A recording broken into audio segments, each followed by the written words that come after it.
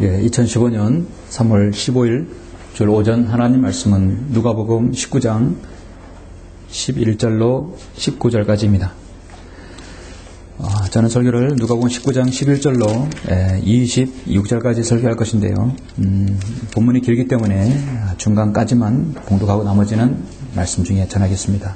누가복음 19장 11절로 19절까지 말씀입니다. 봉독해 올리겠습니다. 그들이 이 말씀을 듣고 있을 때 주께서 비유를 하나 더 들어 말씀하시더라. 이는 주께서 예루살렘에 가까이 계심으로 그 사람들의 하나님의 나라가 당장 나타나는 줄로 생각하고 있었기 때문이라. 그러므로 주께서 말씀하시기를 어떤 귀인이 왕국을 받아서 돌아오려고 먼 나라에 가게 되었더라. 그리하여 자기의 종 10명을 불러 그들에게 10문화를 주며 말하기를 내가 올 때까지 장사하라. 내가 올 때까지 장사하라고 하였더니 그의 백성이 그를 미워하여 그의 뒤로 소식을 보내어 말하기를 우리는 이 사람이 우리를 통치하는 것을 원치 아니한다고 하더라. 그 귀인이 그 왕국을 받아서 돌아와 자기가 돈을 준 그 종들을 불러오라고 명하니 이는 각자가 장사를 하여 얼마나 벌었는가를 알고자 함이더라. 그때 첫 번째 사람이 와서 말하기를 주여 주께서 주신 한 문화로 10문화를 벌었나이다 라고 하니 그에게 말하기를 잘하였다 착한 종아 내가 아주 작은 일에 신실하였으니 10성읍을 다스리는 권세를 가지라고 하더라. 그 다음에 두 번째 사람이 와서 말하기를 주여 주께서 주신 한 문화로 5문화를 벌었나이다 라고 하니 그에게도 이같이 말하기를 너도 5성읍을 다스리는 자가 되라고 하더라. 아멘. 19절까지였습니다.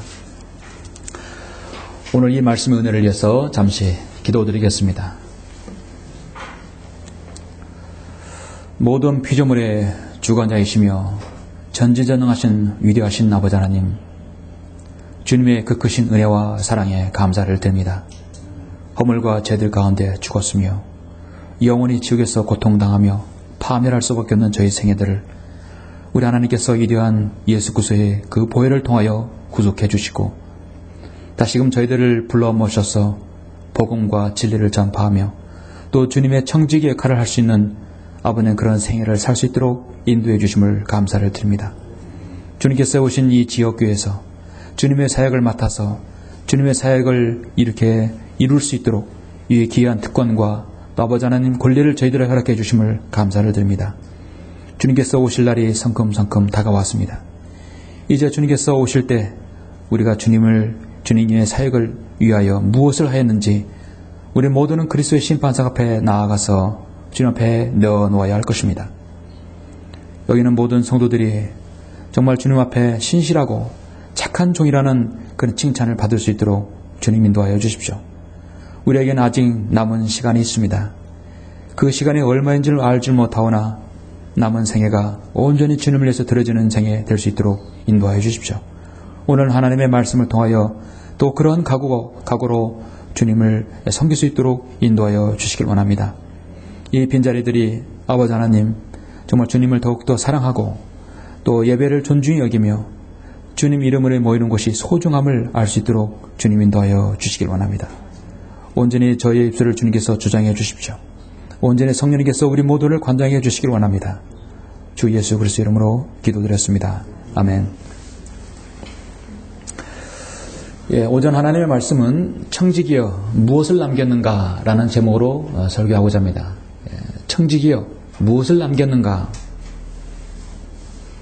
여러분 요즘 세상에서 가장 많이 보이는 광고가 무엇이라고 생각하십니까? 여러분 하루 동안에 가장 자주 보게 되는 광고가 여러분 무엇입니까? 아마도 제가 볼 때는 금융 대출 광고가 아닐까 생각합니다.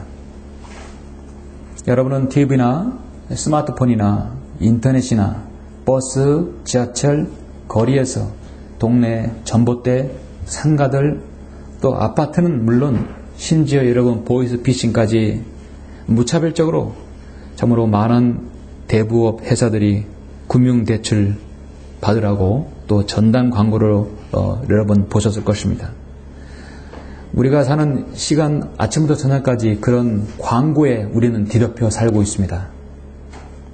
미국의 도박도시 라스베가스에서 사는 미국 사람들도 한국에서 이런 대출 광고를 보면 정말 혀를 내두를 정도로 놀란다고 합니다. 그렇게 많은 수많은 대출 대부업 광고가 이 세상에 판치는 이유는 무엇이라고 생각하십니까? 한마디로 그만큼 지금 서민 경제가 어렵다는 것이죠. 이 사회가 지금 빚을 권하는 사회입니다. 대출 받아라. 대출 받아서 결국은 파산에 이르는 거예요. 우리나라 현 서민 경제에서는 가계부채가 지금 1,000조 원을 넘었어요. 우리나라에서 영업하는 금융대부업체들이 하루에 평균 1,364건의 광고를 한다고 합니다. 그 광고비로 1년에 1,200억 원을 비용을 지출한다고 해요. 한 기업이, 우리나라 대기업도 한 해에 1,200억 원을 이상을 대출을 이렇게 광고비로 쓰지는 않아요. 그런데 이런 많은 대부업체들이 하루 1년에 1,200억 원을 지난 4년 동안 4,800억 원을 썼다고 합니다. 가장 많이 보는 TV라든지 많은 보는 광고를 막대한 돈을 써가면서 광고를 내는 이유는 무엇입니까?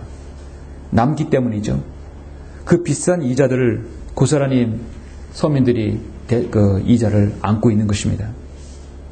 대규모 자금력을 앞세운 대부업체들이 대부 사업에서 유독 한국에서 활기치고 또 성공하는 이유는 무엇일까요? 그것은 곧 한국이 경제와 한국 사람들의 문화를 너무도 잘 알기 때문입니다. 세계에서 가장 근면하고 성실하며 교육열이 높다고 자부하는 한국 사람들이 왜 그렇게 힘들고 쪼달리며 빚을 권하는 사회에 살고 있는 것인가? 사실 한국 사람들은 교육열이 높지만 금융상식이 OECD 국가 중에 최하위권이라고 합니다. 사람들은 많이 배웠다고 하지만 금융상식을 너무도 모르고 있어요. 한국 사람들은 돈을 꿀 때는 쉽고 빠르고 간편한 대출을 받을 수 있는 그 광고에 많이 현혹을 당합니다. 쉽게 대출받을 수 있고 빠르게 대출받을 수 있고 간편하게 대출받다는 것에 대해서는 어디든지 사람들은 몰리게 되어 있어요. 근데 거기에는 고금리 사슬에 매여있는 한국 사람들이 얼마나 많은 줄 우리 모두는 다 사실 알 것입니다. 알면서도 그걸 받는 것이에요. 방송광고심의위원장을 지낸 한 대학 교수는 요즘 대부 광고업이 그 속내를 잘 알아야 된다고 기뜸을 해줍니다. 쉽게 빌려준다는 것은 그 사람이 지옥에 갈 때까지라도, 지옥에 가서라도 그 빌린 돈은 반드시 갚겠다는 뜻이고요. 묻지도 않고 따지도 않고 빌려준다는 것은 누구나 할 것 없이 고금리로 내가 빌려주겠다는 뜻이고, 신용 등급을 따지지 않겠다는 것은 당신은 여기 아니면 다른 데 빌릴 데 없다는 걸 내가 알고 있다는 것을 그 뜻이라는 것입니다. 여러분, 우리 주위에는 흥해서 성공하는 사람보다 망하는 사람들을 더 자주 보게 되죠. 여러분 주위에 사업 잘 돼서 확장하는 사람보다 잘 안 돼서 폐업이라든지 파산하는 사람들을 더 많이 보게 됩니다. 젊은 나이에 사업을 너무 쉽게 성공해서 망하는 사람이 있고, 정년 퇴임해서 평생 모은 자산을 사기를 당해서 망하는 사람이 있습니다. 보증을 잘못 써서 도장을 하나 잘못 찍어서 망하는 사람이 있습니다. 갚는 것보다 쓰는 것이 더 많아서 빚이 허덕이려서 망하는 사람이죠. 정말 경제적으로 힘든 시대입니다. 수입보다 지출이 더 많으면 망하게 되어 있죠. 우리 성도들은 이 생활에서 어떻든 생활이기 때문에 여러분 직장에서 사업에서든 어디에서든 우리는 경제활동을 해야만이 먹고 사는 사람입니다. 그렇죠? 무엇을 해도 적자가 나지 않고 남는 장사를 해야 우리는 살아가야 되는 사람들이에요. 그러나 현실은 그렇게 녹록지 못합니다. 이 땅에서 경제활동을 하는 시간은 우리가 그리 많지 않습니다. 여러분 인생에서 경제활동을 하는 시간은 약 한 길어야 30년 정도 되죠. 나이가 언제 50살 넘게 되면 쉽지 않아요. 60세 넘으면 써주지도 않아요. 우리는 우리 주 예수 그리스도의 은혜로 영생을 소유한 사람들입니다. 장차 주님께 재림하시면 우리는 천년을 이 땅에서 주님과 함께 통치하고 지내야 할 사람들이에요. 그런데 이 땅에서 우리의 생이 3, 40년 정말 그렇게 참으로 힘들게 우리는 생활한다는 것은 참으로 좀 어려운 것이죠. 참 안타깝고 가엾습니다. 힘듭니다. 그러나 우리가 장차 영혼을 사는 사람들이라는 것에 대해서는 희망을 버리지 말고 좀 호연지기로 살아갔으면 합니다. 우리가 무엇으로 어떤 근거로 우리가 지금 이 땅에서 주님을 섬기는 동안에 우리가 어떻게 해서 정말 남는 장사를 하고 정말 윤택한 그 생활을 해야 하는 것입니까? 우리는 하나님의 말씀을 통해서 힘을 얻어야 합니다. 많은 사람들이 지금 파산하고 사업이 망하고 빚이 있고 우리가 비록 흑자 인생이 아니다 하더라도 빈궁한 삶이라 할지라도 우리는 영혼을 바라보는 사람이 되어야 될 것입니다. 언제까지나 우리의 실패, 우리의 좌절, 우리의 어떤 어려움을 인해서 낭망해서는 안 되는 것이죠. 거기에 여러분의 삶에는 상처가 있고 고난도 분명히 있을 수 있습니다. 그러나 여러분의 상처와 고난과 어려움은 하나님께서 분명히 회복으로 바꿔주실 거라고 저는 믿습니다. 그렇죠. 언제까지나 거기에서 낭만 가운데 사서는 안 되는 것이죠. 여러분의 인생에 정말 키를 누가 가지고 있는 것인가? 대부업체가 가지고 있는 것인가? 은행이 가지고 있는 것인가? 여러분의 갑이라는 사람들이 가지고 있는 것인가? 그렇지 않아요. 여러분의 인생의 키는 우리 주님께서 가지고 계신다는 것을 잊지 말아야 합니다. 예. 오늘 말씀 제목은 저는 청지기에 무엇을 남겼는가입니다. 오늘 본문 말씀을 통해서 여러분 인생을 어떻게 살아야 될 것인지를 한번 곰곰이 생각할 기회가 될 것이라 생각합니다. 여러분 인생의 주인인 주님이시죠. 그 주인이 지금 곧 다시 오신다고 약속하셨습니다. 예. 하나님께서 여러분에게 주신 것들을 다시 찾겠다고 하십니다. 여러분에게 주신 재능을 주님께서 지금 어느 정도 됐는지를 알아보시겠다는 것입니다. 우리는 여러분 주님께로부터 한 재능들이 있죠. 그 재능을 어떻게 하나님의 사역에 일조하였는가? 어떻게 여러분에게 주신 그 잠재 능력을 일깨웠는가? 나는 어떻게 해서 나에게 준 재능을 영원한 가치를 두며 살았는가? 자신을 점검할 좋은 기회라 저는 생각합니다. 혹시라도 아직도 좌절과 시리에 또 고뇌 가운데 있는 성도가 있다고 한다면 더욱더 주님을 의지하면서 이 어려운 난관들을 헤쳐나가기를 원하는 것입니다. 젊은 청년 실업들이 갈수록 늘어가고 있죠. 좋은 대학을 나와도 정상적으로 취직하기 힘든 세상입니다. 공무원도 문이 좁고 대기업도 문이 좁아지고 있어요. 명예퇴직하는 사람들은 나이가 점점 줄어들어가고 있습니다. 이제는 프랜차이즈나 벤처기업이나 체인점, 가맹점들이 그런 이제 그 회사들이 그런 유의 사업들이 이제 포화 상태가 가고 있습니다. 구원받고 하늘에 소망을 두고 있는 그리스도인 눈에는 온통 세상은 지금 먹고 살기 위해서 아둥바둥 전쟁을 치르며 사는 세상입니다. 여러분 정말 삶의 전쟁이라는 걸 보면은 서울에 멀리 갈 필요 없이 직산에 있는 여러분 경매 시장에 한번 가보십시오. 야채하고 채소 경매장에 한번 가보십시오. 새벽 3시부터 경매를 합니다. 경매를 들어보면 꼭 방언하는 것 같아요. 제도권교회 방언하는 소리 같아요. 뭔 소리인지 모르지만 그 경매에서 치열하게 낮은 가격에 사고 비싸게 팔려고 치열하게 경쟁을 하는, 정말 먹고 살려고 하는 그 경쟁 사회를 여러분 눈으로 여러분 귀로 들을 수 있어요.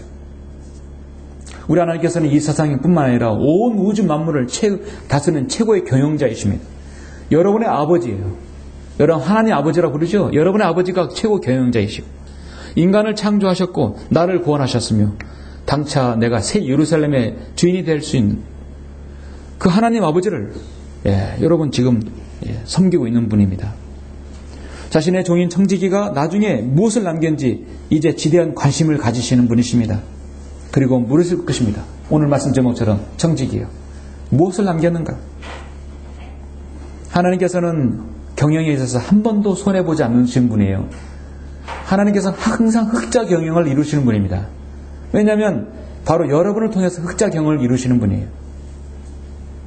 손해보는 분이시 아니십니다. 하나님께서는 손해보는 것 같아도 항상 흑자를 이루시고 사탄은 이익 보는 것 같아도 항상 손해를 보는 것이 사탄이에요. 하나님께서는 여러분의 구원을 위해서 그 온 우주보다 더 값진 예수 그리스도의 피를 이 땅에 쏟아 놓으셨어요. 그리고 여러분의 생을 인도해 주시려고 여러분을 위해서 엄청난 투자를 하신 분이에요. 여러분 기업에 투자했으면 그 다음 뭐 해야 됩니까? 회수해야 돼요. 그러죠? 하나님께서는 여러분을 위해서 엄청난 투자를 하셨고 엄청난 것을 희생하셨어요. 그러면 회수해야 돼요. 하나님께서도 남는 장사 하셔야 하는 것이에요. 누구를 통해서요? 바로 나를 통해서요. 여러분 자신을 통해서입니다. 그럼 나는 무엇을 어떻게 살아야 하다는 것인가? 오늘 서로 깊이 숙고하는 시간이 되었으면 합니다. 여러분이 방금 보셨던 본문 누가복음 19장은 주님께서 또 다른 비유를 들어서 말씀하고 있습니다. 예수 그리스도께서 10문화의 비유를 유일하게 들은 비유가 바로 누가복음 19장이죠. 10문화의 비유를 들어서 연기된 왕국에 대해서 설교하시고 있습니다. 10문화의 비유는 오늘 19장에서만 나오죠. 여러분 잘 알고 있는 마태복음 25장에는 달란트 비유가 또 있습니다. 이 10문화의 비유는 오늘날 이 교회 시대 여러분에게 해당하는 좋은 아주 적절한 주님의 이 비유인 것입니다. 교류적으로도 그렇고 문자적으로도 그렇고 영적으로도 많은 도전을 주기에 충분합니다. 이 궁극적인 핵심은 왕국을 받아서 돌아온 그 귀인은 우리 주님이십니다. 지금 자신의 종들을 향하여 청지기여 무엇을 남겼는가? 무엇을 남겼는가?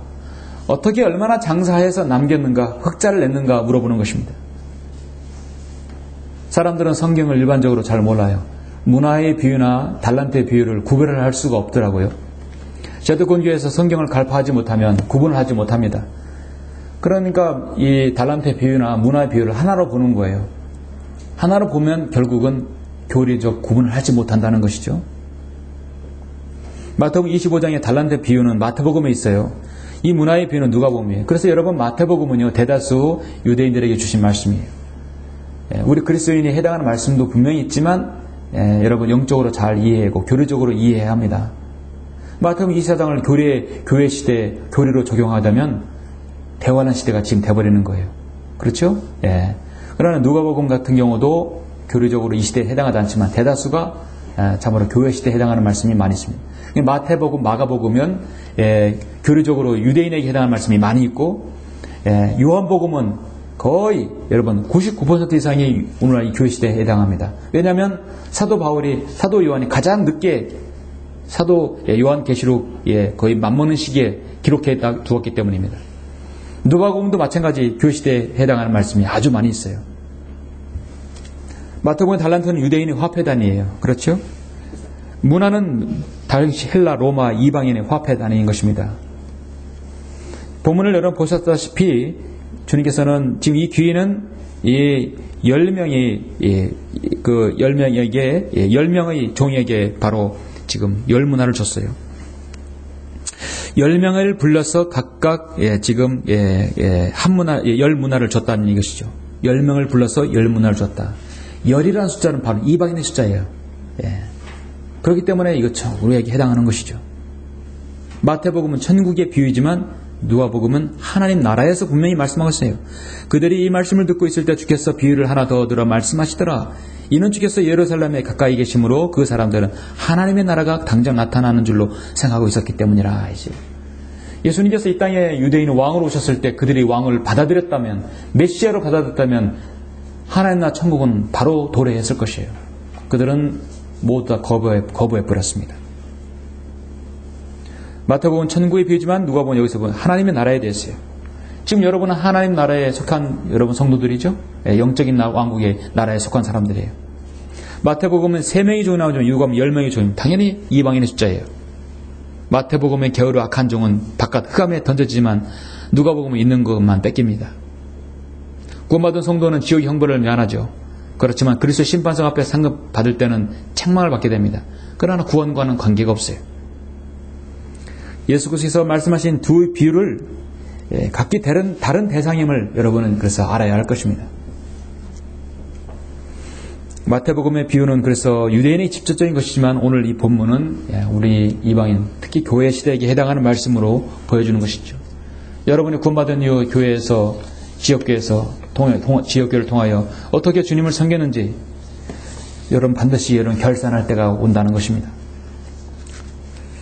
예수 그리스도께서는 본문 12절에서 장차 왕국을 받아서 다시 이 땅에 오실 때까지 내가 올 때까지 장사하라겠습니다.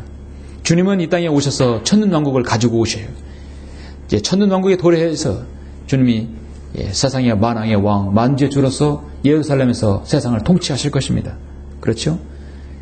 그때까지 우리는 오늘 말씀대로 12절 말씀대로 그러므로 주께서 말씀하시를 어떤 귀인이 그 왕국을 받아서 돌아오라고 먼 나라에 가게 되었더라. 그래야 자기 종 10명을 불러 그들에게 10문화를 주며 말하기를 내가 올 때까지 장사하라. 장사하라. 흑자를 내라는 거죠. 장사를 하면 손을 내서는 안 되겠죠. 흑자를 내야 합니다. 여러분 모두는 지금 플랫폼에서 기차를 기다리고 있는 승객과 같습니다. 우리 전도지 기다린 전도지 있죠. 예. 자, 플랫폼에 나와 있는 사람들은 다 표를 가지고 있는 사람들이에요. 이 전도지 안에 내용도 그렇게 써 있어요. 표를 가지고 있다는 얘기는 우리가 이미 구원받은 사람들이 기차가 오고 있어요. 예, 몇 시 차를 오고 기다리는 것이에요. 오고 있기 때문에 기다리는 거예요. 그렇죠? 여러분 구원받은 성도예요. 구원받은 성도라면 주님의 재림을 기다리는 건 당연한 거예요. 그렇죠? 우리가 주님의 재림이 있기 때문에 주님을 믿는 거예요. 재림의 소망이 없으면 주님을 믿는 근거가 무엇입니까? 이 땅에 잘 먹고 잘 살기 위해서 주님 믿습니까? 그것이 바로 은사주의자들이에요. 주님의 재림을 믿잖아요. 이 땅에서 잘 먹고 잘 살기 위해서 믿으니까요. 우리는 기다림이 있어요. 우리 주님의 재림을 기다리는 것입니다. 그리고 주님께서 천년을 통치하실 그 왕국을 우리는 기다리고 있는 것입니다. 그러기까지는 우리가 그리스도의 심판석에 서야 하기 때문에 여러분의 섬김의 동기와 헌신의 동기가 있는 것이에요. 여러분을 죄와 지옥의 형벌로부터 구원하신 것도 감사한 것이지요. 그런데 여러분에게 무슨 상급이 기다리고 있다는 것은 대단히 설레는 것입니다. 면류관이 있고 금은 보화 보석들이 있는 것입니다. 그것들을 가지고 여러분이 각 고을을 각 지역을 여러분도 통치할 수 있는 것입니다. 11절에 보니까 그들이 이 말씀을 듣고 있을 때 그들이 누굴까요? 그들은 앞서선 바로 세리장 삭개오와 그 많은 사람들이겠죠? 삭개오와 함께한 사람들이에요. 자신의 인생에 돈만 있다면 죄인인 줄 알았다는 사람이에요. 자신의 삶의 희망이 오로지 돈이에요. 가난한 데를 착취하고 그들에게 세금을 걷어서 자기 입으로 배로 채취하는 사람이에요. 삭개오는 그렇게 그에게 갈증이라는 건 오직 돈만이 있습니다. 돈만 있으면 모든 것이 풀리는 것이었다고 생각하는 사람이었습니다. 그가 주님을 만났을 때 어떻습니까? 그의 생이 변화됐어요. 삭개오야 속히 내려오너라. 오늘은 내가 너의 집에서 묵으리라 했어요. 그가 서둘러 내려와서 기쁨으로 주를 영접하더라. 그래서 자신이 모든 것을 이제 다 내어놓고 자유한 가운데 주님을 섬기게 되었어요. 보소서 주여 내 소유의 절반을 가난한 사람에게 나누어 주겠나이다. 이젠 돈이 나에게 필요 없습니다. 주님을 알았고 영생을 알았기 때문에 나는 내 생활은 변화되었습니다. 그리고 내가 누구에게 부정한 방법으로 착취한 것이 있다면 내 배로 갚아 주겠나이다. 삭개오의 가정이 구원받았죠. 자신의 생에 돈이 전부라고 했던 그가 구원받아서 지금 그들이 이 말씀을 듣고 있을 때 주께서 비유를 하나 더 들어주셨어요. 그 비유가 바로 10문화의 비유인 것입니다. 주님께서는 10명의 종이 불러서 한 문화씩, 각각 한 문화씩 지금 10문화를 10명을 불러서 10문화를 주니까 한 문화죠. 아까 10문화였는데 한 문화였습니다. 한 문화는 당시 20데나리온입니다. 노동자의 20일 품삯 정도니까 오늘날 말하자면 오늘날 따지면 한 200만 원 정도 되겠죠. 200만 원 정도면 장사 미천이 잘 썩 쉽지는 않을 것입니다. 마태복음 25장에서는 한 달란트면 6천 데나리온입니다. 한마디로 한 문화로 비우면 300배나 더 많은 돈이에요. 하나로 따지면 여기 60억 원 정도 돼요. 대단한 미천이 될 수 있습니다. 20데나리온 노동자의 20일 품삯, 한 달 품삯이 대체되지 않는 그 품삯을 가지고 주님은 이거 가지고 장사라 했어요. 이 땅에 구원받은 성도들은 하나님께로부터 받은 것이 지극히 미약하다고 그렇게 생각할 수 있습니다. 그러나 그것은 그 사람의 생각일 뿐 하나님께서는 그 사람이 그걸 어떻게 보시느냐에 따라 하나님의 평가는 달라지게 되어 있습니다. 14절 보니까 그의 백성이 그를 미워하여 그의 뒤로 소식을 보내어 말하기를 우리는 이 사람이 우리를 통치하는 것을 원치 아니한다고 하더라. 유대인들은 주님을 분명히 외면하였고 십자가의 고난을 당할 것을 주님은 이걸 암시적으로 말씀하고 있죠. 그러나 그 종들에게는 분명히 말씀해 내가 올 때까지 장사하라. 그리고 돌아와서 오늘 말씀 제목대로 청직이에요. 무엇을 남겼는가 분명히 물으실 것입니다. 자, 지금 기나긴 겨울이 지났습니다. 여러분, 봄이 왔죠? 이제 꽃샘추위도 지나간 것 같습니다. 이제 꽃망울도 터뜨릴 때가 왔어요. 여러분, 그리스도인의 삶은 추우면 웅크리게 되어 있어요. 그렇죠? 활기가 없을 수도 있습니다. 혹시 여러분의 삶에, 영적인 삶에서 웅크린 것이 있다면 이제 활기를 찾고, 그동안 기도해온 것이 있다면 본격적으로 여러분 실천할 때가 왔습니다. 언제까지나 웅크릴 수는 없어요. 오늘 여러분 이 설교가 여러분의 움츠렸던 것이 있어 활기를 치고 활기를 달고 활기를 좀 찾았으면 합니다. 또 무엇보다도 여러분의 영적인 것이 활력을 사서 마음에 담아두었던 것, 계획했던 것, 기도했던 것들이 아주 진취적으로 본격적으로 여러분 무엇인가 활동을 해서 무엇인가 주님의 사역을 같이 동참하고 이뤘으면 하는 것입니다. 여러분의 섬김에 좋은 동기가 되었으면 하는 것이죠. 그러기를 바라는 마음에서 저는 오늘 여러분에게 세 가지를 여러 말씀을 드리겠습니다. 청직이여, 무엇을 남겼는가? 우리가 인생에서 남는 장사를 하려면 무엇을 해야 되는가? 첫 번째, 작은 일에 신실해야 한다는 것입니다. 그렇습니다. 작은 것에 신실해야 합니다. 15절부터 17절 보시면, 자, 주인이 돌아왔어요. 그 귀인이 그 왕국을 받아서 돌아와 자기가 돈을 준 그 종들을 불러오라고 명하니, 당연히 불러줬으니까 이제 찾아야 되겠죠. 투자했으면 회수해야 할 것입니다. 이는 각자가 장사를 하여 얼마나 벌었는가를 알고자 함이더라. 그렇지요. 주님은 여러분을 찾으실 때, 부르실 때 즉시 여러분의 어린 양의 혼인잔치에 참여시키지 않습니다. 먼저 그리스도 심판석에 우리는 가야 합니다. 성경 고린도전서라든지 로마서라든지 고린도후서 세 부분에서 그리스도의 심판석 앞에 반드시 선다고 말씀하고 있습니다. 그때 첫 번째 사람이 와서 말하기를, 청직이여, 무엇을 남겼는가 물었을 때, 주여, 주께서 주신 한 문화로 10문화를 벌었나이다 라고 하니, 그에게 말하기를, 잘했다 착한 종아, 내가 아주 작은 일에 신실하였으니 10성읍을 다스리는 권세를 가지라. 아멘. 고린도전서 4장 1절에서 여러분 청지기에게 요청되는 게 무엇입니까? 그러므로 사람들이 우리를 그리스도의 일꾼이며 하나님의 신비들을 맡은 청지기로 여기게 하라. 청지기에게 요청되는 것은 무엇보다도 신실한 사람으로 발견하는 것이라. 아멘. 주님께서 여러분에게 발견된 첫 번째 신실한 것이에요. 이 세상에서 사는 원리들은 모두 성경에서 이미 말씀하고 있습니다. 장사하는 사람, 경영하는 사람, 종이 직분으로 일하는 사람, 사람을 써서 경영하는 모든 사람은 최상의 지침이 뭐냐면 섬김의 자세, 어떤 일을 시켰을 때 거기에 대해 마다하지 아니하고 그 일의 첫 번째 그 일이 크든 작든 간에 얼마나 일을 성실하게 하는가 보는 것입니다. 큰 일이든 작은 일이든 것이 여러분이 이 일이 주님의 일이라고 한다면 그것은 중요한 일이에요. 그렇죠? 신실하다는 것은 무엇입니까? 누가복음 16장 10절을 잠깐 보시면, 여러분 잠깐 보십시오. 앞서서 누가복음 16장 10절에 보면, 지극히 작은 일에 신실한 사람은 큰 일에도 신실하며 또 지극히 작은 일에 부정한 사람은 큰 일에도 부정하니라. 바른 도덕이 소독이 되는 것이에요. 신실하다는 얘기는요, 작은 일에 신실하다는 얘기죠. 작은 일에 정성을 다하는 것입니다.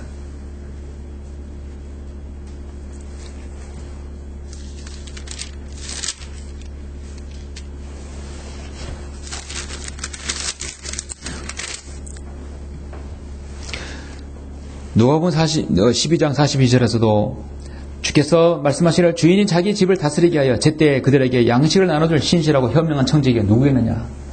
신실하고 현명한 청지기다. 작은 일에 신실한 것이. 그 주인이 와서 그렇게 하고 있는 것을 볼 그 종은 복이 또 다했어요. 그렇죠? 여러분, 대기업을 일구고 큰 사업을 일군 사람들이 처음부터 막대한 자금을 통해서 그 돈을 벌었습니까? 요즘에 재벌된 사람들은 나도 처음부터 그렇게 크게 돈 번 사람들이 아니었어요. 작은 것 하나부터 열심히 했고 고객을 쌓았고 그것을 이 기반으로 해서 기업을 일군 사람들이에요. 그렇죠? 오늘날 우리나라의 대기업들 그 총수들은 이미 다 고인이 됐어요. 이병철이라든지 정주영이라든지 SK 최종현 회장, 모든 구인회, 모든 LG 회장 다 대부분 고인들이에요. 그들은 처음부터 작은 것부터 읽어서 오늘의 대기업을 읽었어요. 오늘날 기업 2세, 3세, 4세들은 뭡니까? 아버지의 가업을 물려받아서 돈을 버는 세상이기 때문에 그 돈으로 돈을 벌었어요. 그들에게는 그들의 어떤 뭐라고 할까요? 작은 것부터 읽어서 성공했다는 것에 대해서 명예를 얻지 못합니다. 작은 것부터 시작해서 크게 했으면 그들의 영예와 그들에게 존중받는데 그들에게는 늘 꼬르피가 따라다녀요. 재벌 2세, 재벌 3세, 재벌 4세가 또 따라다녀요. 그 말은 무엇입니까? 저 사람들은 자신의 노력으로 부자된 사람이 아니야. 아버지의 노력으로 부자된 사람이라. 그것이 그냥 따라다니는 것이에요. 우리나라 재벌 2세 정치인들 많이 있죠? 가장 듣기 싫어하는 소리가 뭡니까? 재벌 2세라는 말이 가장 듣기 싫다는 거예요. 자신의 노력을 하지 않았기 때문입니다. 어떤 일을 하려면 항상 작은 일이 중요하죠. 저는 과거에 전직이 자동차 정비사였어요. 대학에서 기계를 전공해서 나중에 자동차를 고치게 되면 사업을 하면 괜찮겠다 싶었습니다. 저에게는 주님의 부름받는 그런 것을 아직 몰랐기 때문에 자동차 정비가 좋았어요.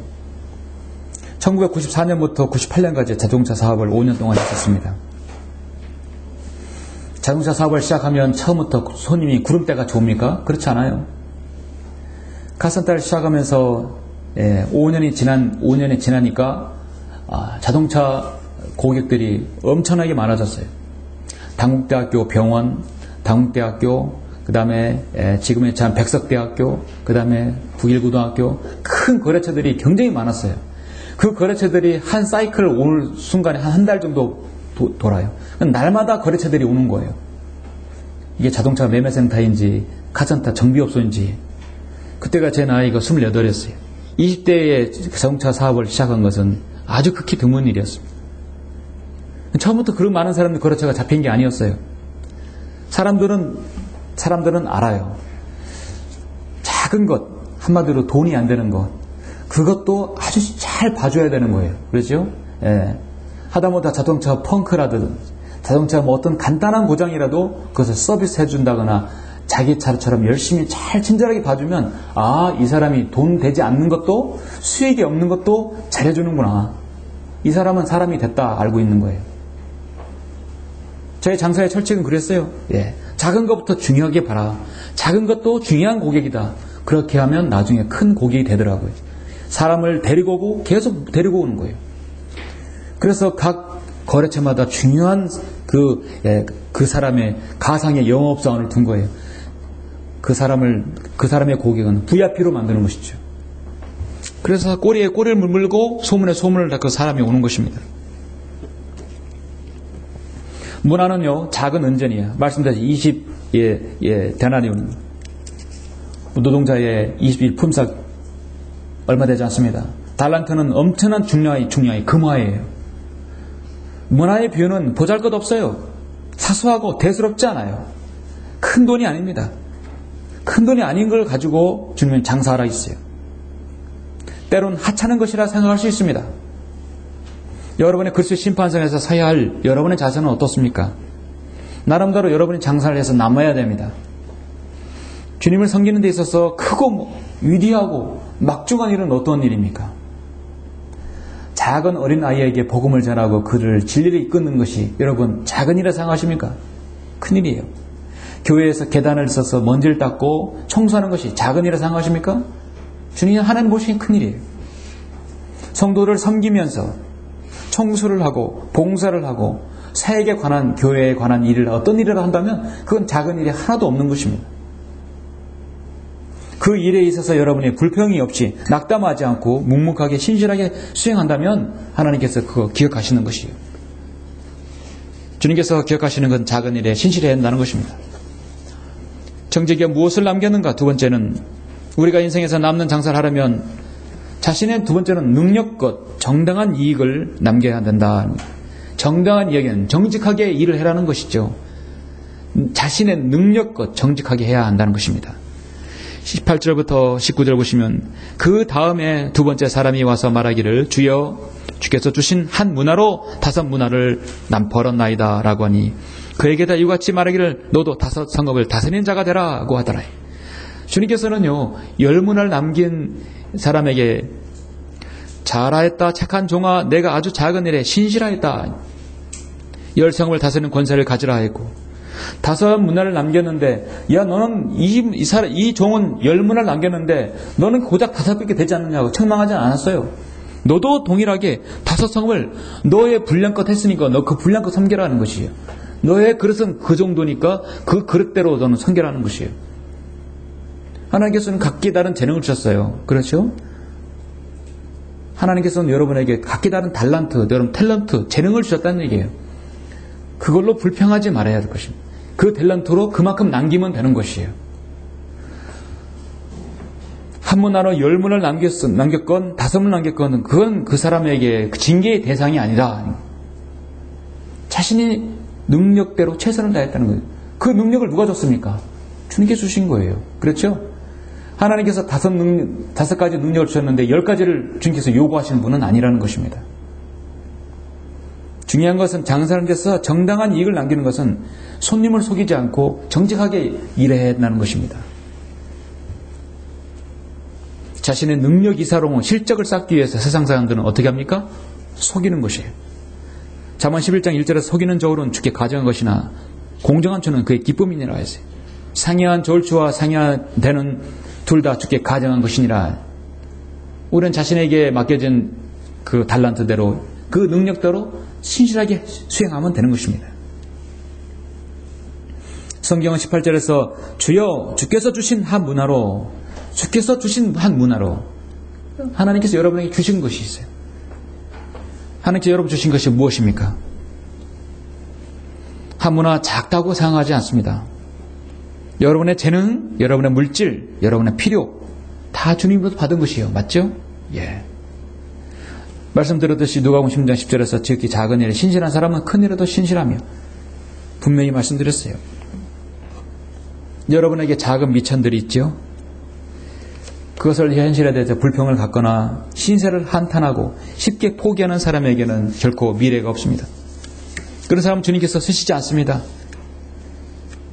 세계적인 프랜차이즈 KFC 창업주인 커널 샌더스는 훌륭한 생각, 멋진 아이디어를 가진 사람은 무수히 많습니다. 그러나 행동으로 옮기는 사람은 드뭅니다.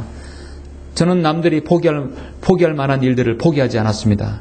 포기하는 대신 무언가를 해내려고 애썼습니다. 작은 것이라도 시도하는 것이죠. 중요한 것은요, 하나님께서 여러분 기억하시는 그 작은 일이라도 하나님 기억하시는 그 상급으로 남으려면 반드시 여러분 장사의 터전이 잡혀야 된다는 것입니다. 그 말은 뭐냐면 성경대로는 이 지역교회에서 하나님이 이 지역교회를 허락하셨고 이 지역교회를 세우셨다면 이 지역교회 안에서 장사를 해야 된다는 것이죠. 지역교회를 떠나서 장사하는 것은 하나님께서 인정하지 않습니다. 여러분의 장사할 터전은 어디냐? 바로 이 지역교회라는 얘기예요. 이 지역교회 안에서 복음을 전하고 진리를 전파하며 영과 진리로 경배드리고 주님을 섬기고 봉사하고 헌신하는 거예요. 소속이 없는 그리스도인은 참 무미건조하고 무가치한 그리스도인이에요. 그리스도인이 지역교회에 소속되지 않아도 주님을 섬길 수 있나요? 섬길 수 있을까요? 그 사람이 어떤 일을 통해서 하나님께 영광을 돌리고 어떻게 해서 그가 그리스도의 심판석 앞에서 상급을 받을 수 있겠습니까? 군번이 없는 군인은 있을까요?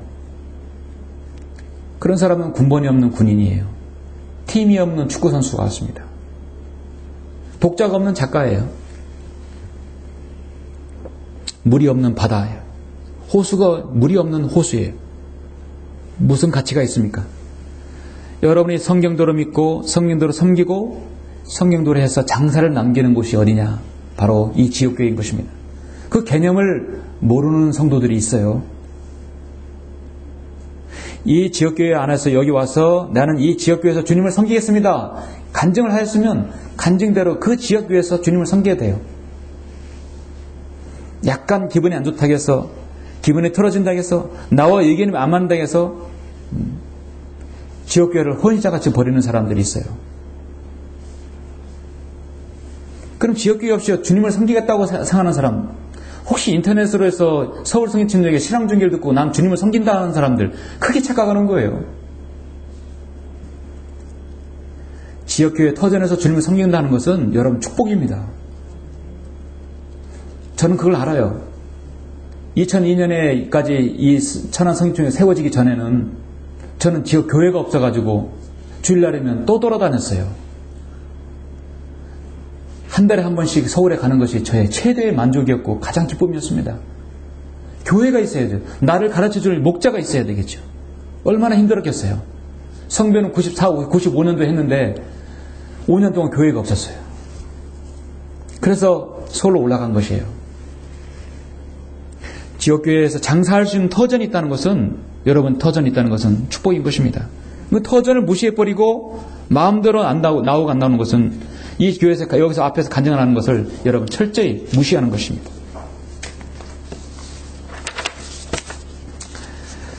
청지기에 무엇을 남겼는가? 우리가 인생에서 남는 장사를 하려면 마지막 세 번째, 주인의 것을 묵혀두지 말아야 한다는 것입니다. 주님께로부터 받은 것을 묵혀두지 말아야 한다는 것이에요. 오늘 본문 여러분, 저는 19절까지 봉독해 올렸지만 20절부터 26절을 보시겠습니다.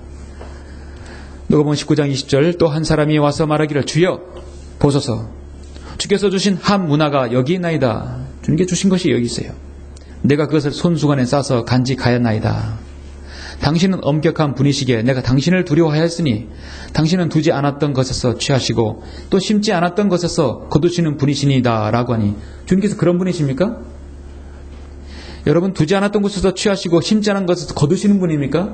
주님께서는 갈라디아서 6장 7절에서 분명히 심는 대로 거둔다고 분명히 말씀하셨던 분이에요. 철저히 주님을 오해하고 있어요. 주인이 그에게 말하기를, 악한 종아, 내 입에서 나오는 말로 내가 너를 심판하리라. 너는 내가 두지 않았던 것에서 취하고 심지도 않았던 것에서 거두는 그러한 엄격한 사람인 줄 알았도다. 그렇다면 너는 어찌하여 내 돈을 은행에 맡기지 아니하였느냐? 그렇다면 내가 와서 이자와 함께 원금을 청구하였으리라고 하더라.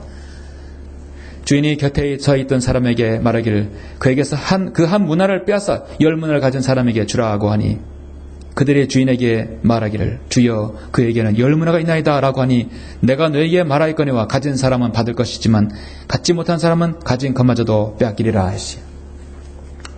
26절까지 했습니다.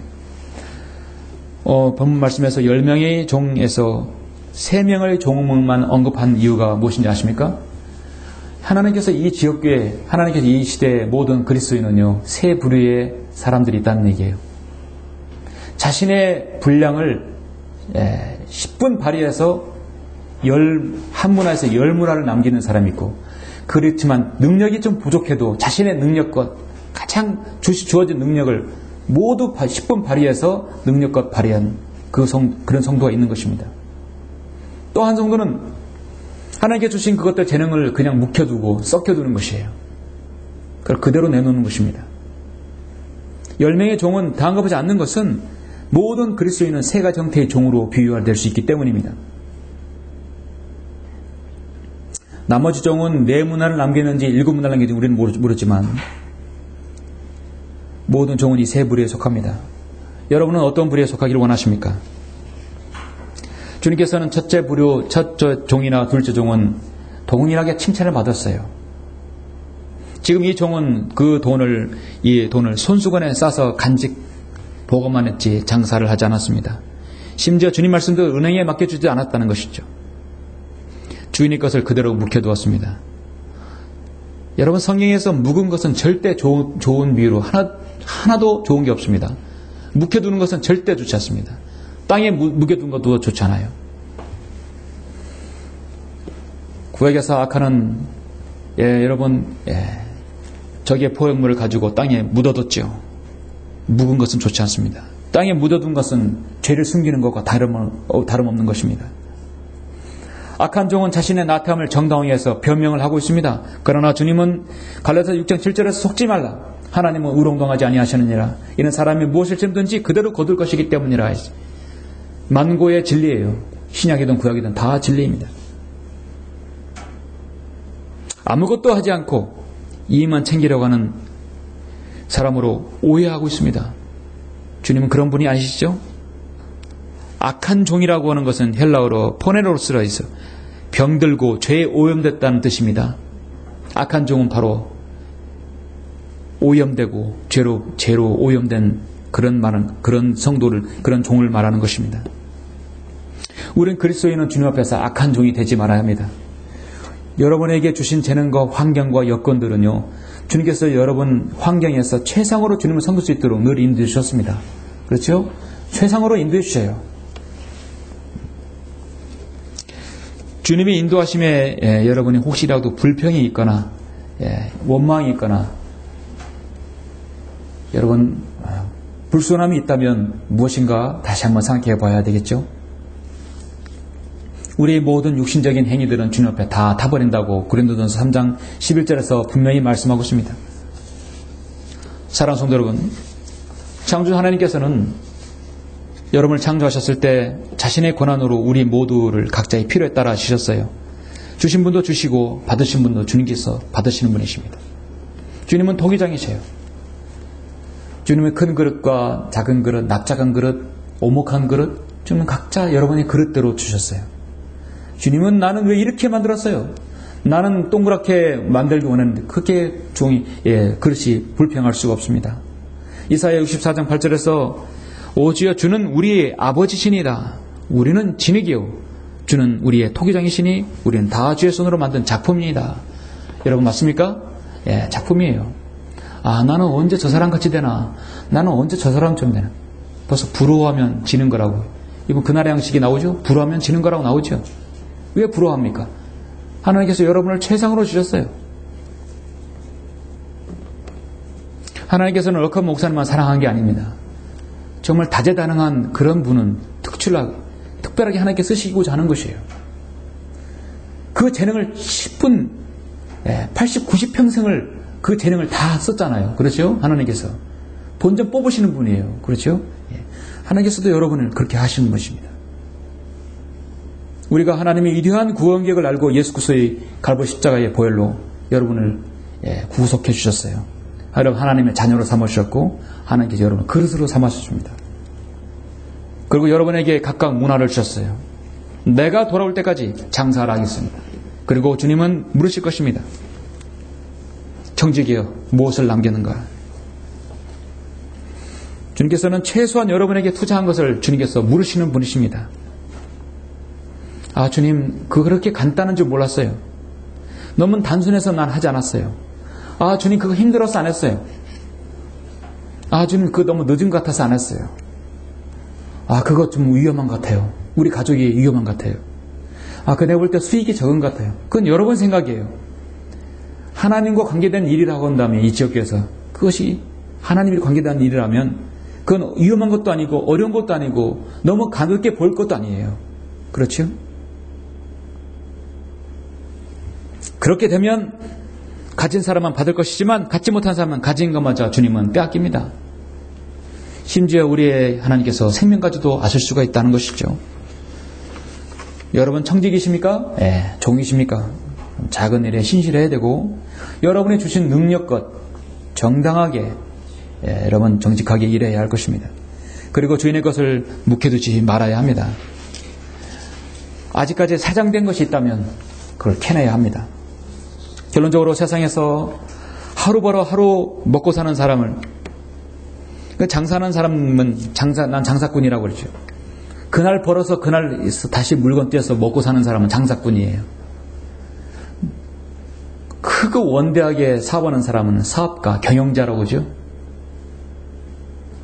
저 천안에서 잘 되는 순대가게, 순대집이 있어요. 그 순대집이 성황동에 있는데 저희하고 창립을 같이 했어요. 같은 2002년도 했는데 지금도 성업해요. 분식점을 하나 냈어요. 근데 그 분식점, 그 순대집 사장은 정말 생김새도 그렇고 그 모든 자녀도 그렇고 비슷하게 생겼어요. 정말 아주 풍족하게 생겼어요. 그런데 그의 명함은 항상 풍년 순대국밥 CEO, 항상 CEO. 난 최고 경영자다. 아주 경영자 마인드를 가지고 있어요. 어떻게 하면 고객이 최고로 좋은 걸 먹을 수 있는가. 그 음식으로 해외에도 갔다 와서 그 연구하는 사람이에요. 그 사람 정말 CEO 자격이 있어요. 사람은 장사꾼이 있고 사업가가 있습니다. 여러분 장사꾼이 더 큰 사업을 하게 되면 사업가가 되는 거예요. 최고 경영자가 되는 거예요. 이병철, 정주영이 처음부터 사업가가 되냐 장사꾼이었죠. 예. 소 한 마리 몰고 와서 작은 것부터 장사한 사람들이에요. 장사꾼이 사업가가 될 수는 있어도 사업가가 장사꾼이 되어서는 안 되죠. 그렇죠. 오늘날 요즘에 그런 시대가예요. 사업가가 장사꾼이 되면 그걸 바로 갑질이라고 하는 것입니다. 대기업이 골목에까지 와서 떡볶이 팔고 순대 팔고 그런 시대가 지금 이 시대예요. 골목에 있는 서민들 장사꾼까지 다 지금 삼키려고 있는 것입니다. 지금 대기업 마트들이 골목에 다 돌았죠. 사업가가 장사꾼이 돼가고 있는 것이에요. 장사꾼은 돈을 남기려고 하지만 사업꾼은요, 돈을 남기는 게 아니라 사람을 남기려고 사업을 하는 것입니다. 결국은 사람을 남기는 것이에요. 사람을 남기는 것이야말로 최대의 이윤이라고 할 수 있습니다. 여러분, 우리의 아버지시는, 우리의 하나님 아버지는 전 우주 만물을 통치하시고 관장하시는 가장 위대한 경영자이십니다. 그렇죠? 인간을 다루시는 최고의 경영자이시에요. 그 위대하신 하나님께서 셋째 하늘에서 친히 자신의 아들 독생자 예수 그리스도를 보내셔서 갈보리 십자가에서 그 보배로운 피를 흘려주셔서 여러분을 사주셨고 자신에 대한 믿음과 신뢰와 그리고 자신의 사람들을 남겨놓았습니다. 우리 주님께서 하늘로 다시 올라가실 때 자신의 성도들, 제자들을 남겨놓으셨어요. 그중 하나가 바로 여러분들입니다. 그렇죠? 이 시대까지 이어져 놓았어요. 주님은 지금 자신의 사람들을 계속 남겨놓고 있는 것이에요. 우리의 앞서간 믿음의 선진들은 다 이미 올라갔어요. 기다리다가 올라갔어요. 이제 마지막 주자가 여러분들이에요. 우리 여러분들, 저와 여러분은 우리 주님의 사업 자산이고 사업 미천인 것입니다. 그렇죠? 우리를 통해서 주님은 장사하시는 분이에요. 예. 주님께서 남겨놓은 여러분 자신을 주님께서 오실 때까지 우리 자신이 장사를 해야 하는 것입니다. 주님께서 좀 더 늦게 오시더라 하더라도 우리에게 맡겨진 일은 작은 일이라도 신실하게 수행해야 합니다. 우리의 믿음이 올해, 아니 이번 달, 아니 내일, 오늘 저녁이라도 오시길 우리는 기다리고 있습니다. 주님께서 그때 물으실 것입니다. 청지기여 무엇을 남겼는가? 여러분 모두가 잘하였다. 착한 종아, 내가 아주 작은 일에 신실하였으니 10성읍을 다스리는 권세를 가지라. 너는 5성읍을 가지는 권세를 가지라. 너는 2성읍을 가지는 권세를 가지라. 그렇게 칭찬받는 여러분 모두가 다 되시길 간절히 바랍니다. 네, 기도하시겠습니다.